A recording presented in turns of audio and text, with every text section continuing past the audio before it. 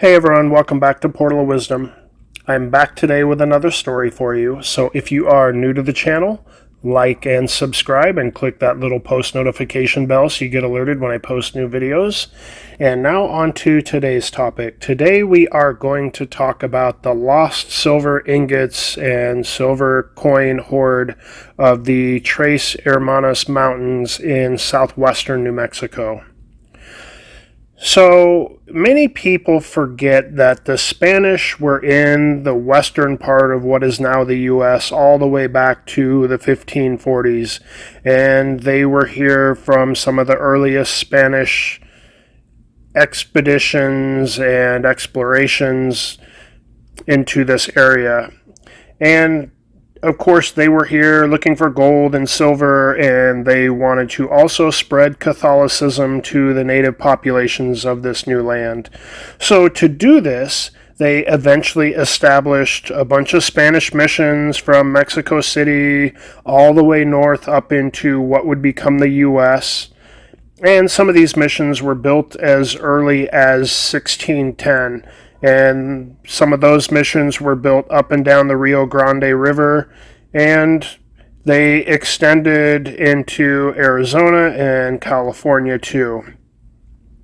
So the Spanish did this not only to try to convert the natives, but they also did this so they could look for gold and silver, and they would have these protective missions as sort of outposts for a lot of their people in the area. And a lot of these expeditions left from these missions. They would go out many days in one direction or another, and eventually make it back to these Spanish missions as kind of like their home bases for their exploration.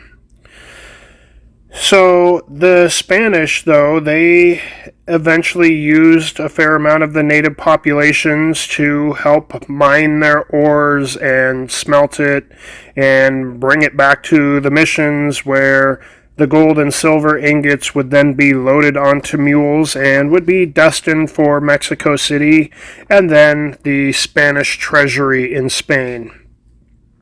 So these mule trains, many times they would have monks guiding these mules to Mexico City, but they would also be bringing other important documents and other things to Mexico City, which was more or less the central hub of their monastery and mission system.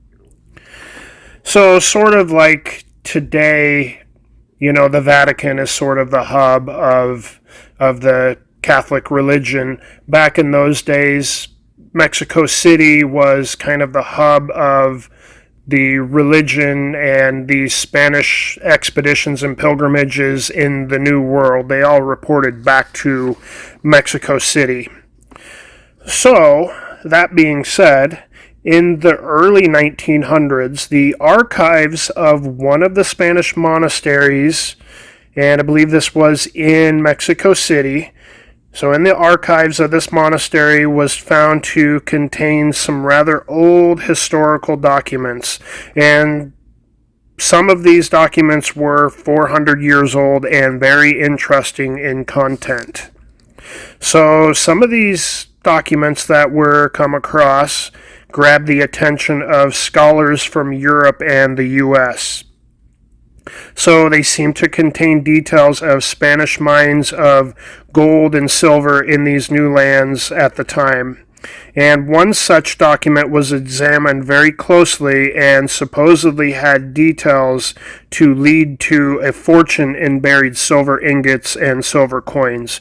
Now, of course, this isn't too hard to believe because we know the Spanish had tons of mines all over Colorado, New Mexico, Utah, Arizona, California. They had mines all over the place. So it wasn't really a big surprise, but the fact that some documents are found with some pretty detailed directions always piques people's interest. So this treasure cache was said to be 90 mule loads of silver coins and ingots that were buried about 10 feet deep. in the Tres Hermanas Mountains in current-day southwest New Mexico. Once the document was translated from the old style of Spanish, it roughly read as follows. Go to El Paso del Norte and find out where the Florida mountains and the three hills called the Tres Hermanas Mountains are. Between the Florida mountains and the Tres Hermanas Mountains is an old road leading from El Paso del Norte. Through the gaps of said mountains, you will strike a large plain, which is very sandy, until you reach Zapallo Pass. When you go through this pass, you will cross another plain, leaving the mountains to your left. When you meet with some large, deep breaks, you will go through them, and you shall meet with yet another very sandy plain. Upon reaching this plain, the first thing you see is the Rayada Mountains to your left. Look for the old main road and follow it until you reach the Portillo Mountains. You will leave these mountains to your right as you follow the main road. Eventually, you will arrive at a very large lake or lagoon. Leave this lake to your left and continue to follow the main road. Very shortly, you will get to the heart of the Florida mountains and the Tres Hermanas hills. On the first of these three hills that you meet, going that way, you shall find a spring a short distance east of said hills and in the direction where the sun rises. About 60 yards from the spring, you will find a stone with a badly cut cross made by the point of an iron bar. Move the stone and dig about 10 feet. You will find 40 mule loads of silver coins. Now go toward your left along the slope of the hill until you get to the middle of the pass formed by the first two hills. Here you shall find a very rich mine called the San Miguel Mine. Ore from this mine was taken to smelters in Ciudad, Chihuahua. There is a very large stone which covers the entrance to this mine. The mine has 4 ladders inside. Just as soon as you descend 2 ladders, you will find bars of silver from 90 mules, which we buried there. So that is what the document translated to say. So this was translated in the early 1900s, but it apparently wasn't so easy to find this location. Then in 1968, 3 very experienced treasure hunters attempted to locate the treasure, and they started out their trek in El Paso, Texas, the starting point in the old Spanish document. They found a few old roads heading west through the Chihuahua Desert out of El Paso, and they picked the one that they believed was most likely the correct road. They looked for sandy plains before entering a pass, and they saw a few sandy plains, but found one near what they believed must have been Zapallo Pass. So there is no pass by that name today, so they had to determine what most likely that pass was back in those days. Obviously, a pass isn't going to change. A name may change, though. But obviously, they were going to go through a pass. So they picked the pass that they believed was their pass, and as long as it was the right one, and they believed it was, they said they saw deep breaks or deep carved out eroded arroyos along this path, as referred to in the document. They believe that these deep desert arroyos were these deep breaks that were mentioned in the document. And these arroyos are deep rain runoff channels carved into the landscape from rain running off of the nearby mountains. So next they crossed a plain with the Riata Mountains to the right of them. Now, I couldn't find the Riata Mountains on a map unless they are the same as the East Potrillo Mountains, and they could be to avoid confusion with the West Potrillo Mountains. So it was said that as they continued on, they found the lake that was mentioned in the document. So they stated it was not really a lake, but it was really a playa. And if you don't know what a playa is a desert basin where water accumulates after quite a bit of rainfall. And these playas are usually dry. And they're usually dry lake beds and sometimes may even be referred to as salt flats. But they will definitely look like a lake when they contain water.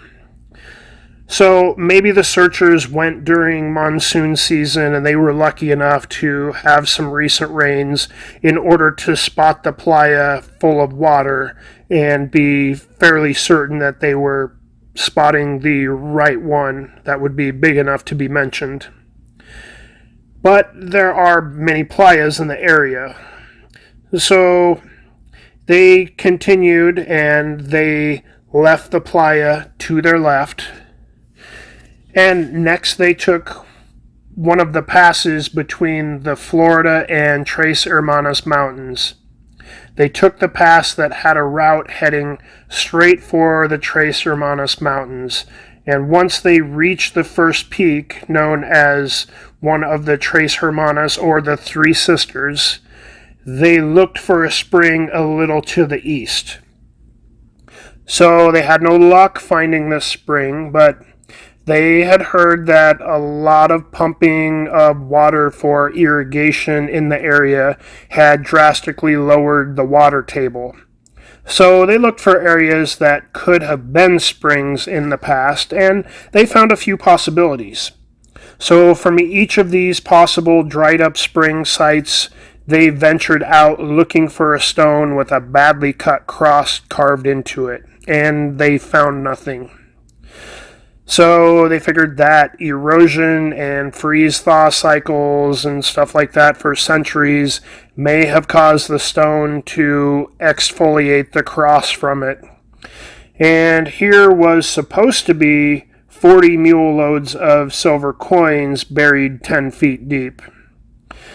But they could not find that location. So they decided to try for the next location, which was the mine.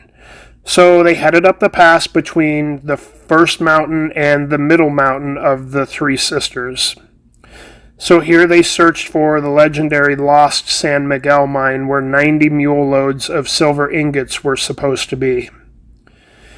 They never found the mine either, but they did mention that there had been a few silver mines in the area.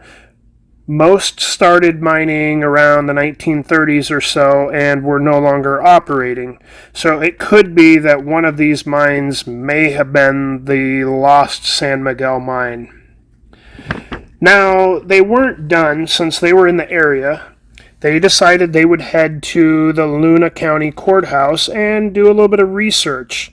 And they went over some mining records and claims from the past, and they discovered that an employee of a mining company that held mineral leases in those mountains about 50 years earlier or so had wrote that during an afternoon off of work, he was exploring around one of the sides of the middle mountain of the Tres Hermanas peaks, and he found a small opening just above the pediment, or just above the base of the mountain.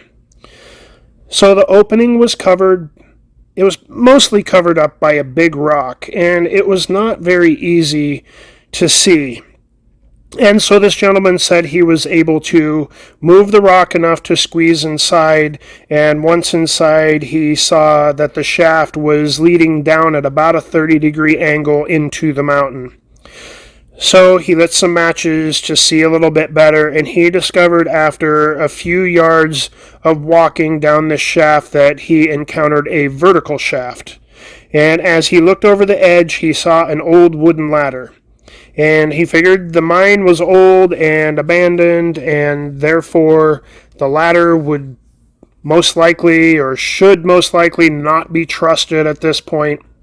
So he crawled back out of the mine and he rolled the rock back over into place a bit and covered the mine opening pretty much up again.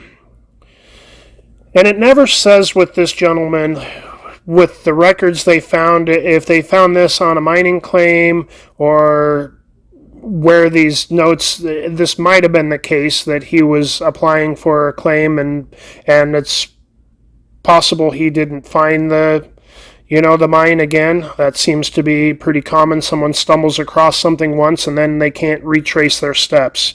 We don't know what happens to this gentleman. Maybe he did manage to find a mine and maybe it did turn into one of the silver mines, or maybe he lost it and he never was able to retrace his steps.